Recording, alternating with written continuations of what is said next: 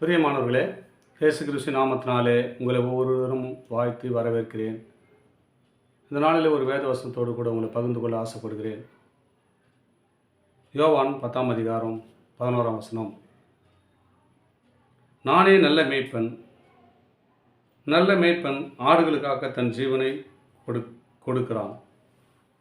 பாருங்க, ஒரு நல்ல மேய்ப்பன் ஆடுகளுக்காக ஜீவனை கொடுப்பாராம். யாருன்னா இயேசு கிறிஸ்து. பாருங்க, நம்மளுக்கு நல்ல மேய்ப்பனாக இருக்கிறார். நெல் வயல் நடத்துகிறவர், போஷிக்கிறவர். நமக்கு என்ன தேவைன்னு அவருக்கு தெரியுங்க. ஒரு ஆடு மேய்க்கிற ஒரு மேய்ப்பன் என்ன பண்ணுவாங்கன்னா, ஆடுக்காக என்னென்ன எங்கெங்கே பசி எடுக்குமோ அங்கெல்லாம் தழையை அறுத்து போட்டு அடியே மேய்ச்சி கொண்டே போவாங்களாம். அந்த ஆடுகளுடைய சத்தத்தை மேய்ப்பன் அறிந்திருக்கிறான். மேய்ப்பனுடைய சத்தத்தை ஆடுகள் அறிந்திருக்குமா.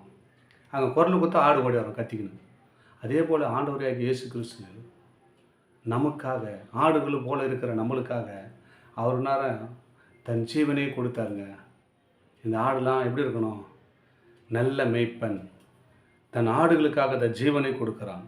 அவர் நல்ல மேய்ப்பனாக இருந்து நம்ம ஆடுகள் போல் இருக்கிற நம்ம வாழ்க்கைக்காக தன் ஜீவனை கொடுத்து எப்படி இருக்க வேண்டும் என்று அநேக வார்த்தையினுடைய மறைப்பொருளுமாய் நம்மளோடு பேசி கொண்டிருக்கிறார்.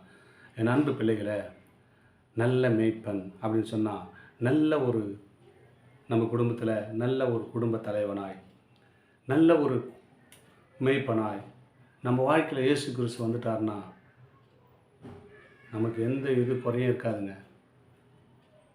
தன் ஆடுகளுக்காக தன் ஜீவனே கொடுக்குறவருங்க. நம்ம என்ன பண்ணுறோம்?